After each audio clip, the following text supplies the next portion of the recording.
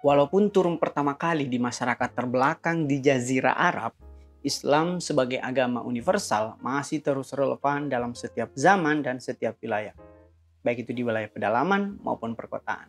Bagian masyarakat kota yang hidupnya serba praktis dan modern menganggap agama sebagai sesuatu yang menyusahkan dan kuno. Mungkin mereka belum mempelajari Islam secara utuh yang berpegang teguh pada prinsip memudahkan dan menjadi rahmat bagi semesta alam, baik itu dulu, kini, dan hingga akhir zaman. Adakah bukti bahwa Islam relevan dengan gaya hidup perkotaan yang serba praktis dan kekinian? Izinkan saya memaparkan prinsip-prinsip ajaran Islam melalui tujuan diturunkannya syariat atau maqasidus syariat. 5 poin perspektif maqasid syariat diantaranya yaitu pemeliharaan agama, pemeliharaan jiwa, pemeliharaan keturunan, pemeliharaan harta, dan pemeliharaan akal. Kehidupan manusia terbagi ke dalam kehidupan materi yang berkarakter ragawi dan kehidupan non-materi yang berkarakter ruhani. Adapun yang menghubungkan dua kehidupan tersebut adalah spirit atau jiwa. Seseorang yang terlalu cenderung kepada kehidupan materi disebut materialisme yang sifatnya materialistis. Sementara seseorang yang mengabaikan kehidupan materi dan hanya fokus pada kehidupan rohani disebut sebagai asketis atau rahib. Rasulullah SAW mengecam kehidupan materialistis dan kerahiban. Kehidupan materialistis membuat manusia celaka pada alam akhirat kelak, sementara kehidupan asketis membuat manusia tidak mensyukuri nikmat Allah di alam dunia seperti makan, menikah, dan bergaul dengan masyarakat. Hanya kehidupan spiritual yang dapat menyeimbangkan dua dimensi hidup yang dimiliki manusia. Basis kehidupan spiritual atau yang dijiwai adalah memiliki iman. Rasulullah SAW bersabda bahwa iman adalah keyakinan yang diakui oleh hati, diucapkan oleh lisan, dan diamalkan oleh perbuatan. 3 unsur iman tersebut ditandai dengan hati yang tenang, ucapan yang baik dan benar, dan amal yang soleh. Adapun amal yang soleh yang paling utama yang dimiliki oleh orang beriman antara lain takwa, akhlak mulia, rendah hati, sabar, sholat fardu dan sholat malam, ibadah dan penghambaan, memberikan maaf, serta doa dan munajat. Yang kedua, memelihara jiwa. Salah satu prinsip ajaran Islam adalah memelihara diri atau jiwa. Itulah mengapa pola hidup tidak sehat, apalagi bunuh diri, terlarang dalam Islam. Kesehatan dan keselamatan adalah kunci dari pemeliharaan jiwa.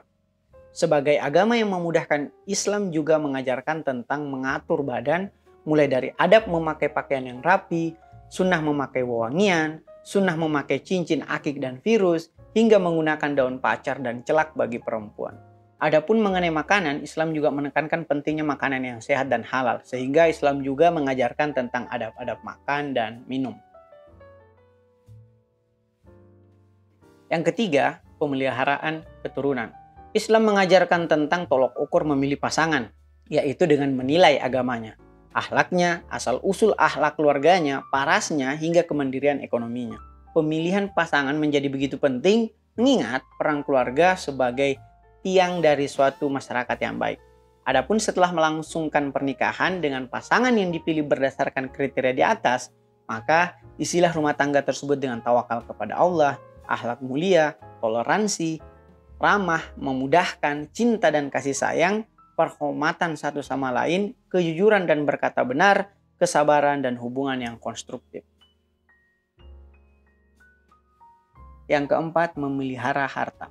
Harta adalah apa saja yang Anda miliki yang memuat nilai ekonomi, seperti tanah, emas, uang, saham, bahkan hubungan sosial dapat pula disebut sebagai harta. Rasulullah SAW bersabda, tidak bergeser satu langkah kaki pun dari manusia di hari kiamat sebelum ditanya mengenai 4 hal. Dari mana kau dapatkan hartamu? Kemana kau belanjakan hartamu? Kau habiskan untuk apa masa mudamu? Dan bagaimana kecintaanmu terhadap ahlul baitku? 2 dari 4 pertanyaan hari kiamat adalah tentang harta, yaitu asal masuknya harta dari mana dan kemana kita mengeluarkannya. Mendapat harta yang halal adalah satu hal, namun mengeluarkannya secara halal adalah hal yang lain. Bisa saja Anda menerima pemasukan yang halal, namun Anda mengeluarkannya secara tidak halal dan berkah, seperti bermain judi atau berfoya-foya. Ataupun sebaliknya, bisa saja Anda menyedekahkan harta Anda ke fakir miskin, namun Anda mendapatkan harta tersebut secara tidak halal atau subhat, seperti riba atau gratifikasi. Maka, memastikan pendapatan dan pengeluaran yang halal dan berkah adalah hal yang mutlak perlu.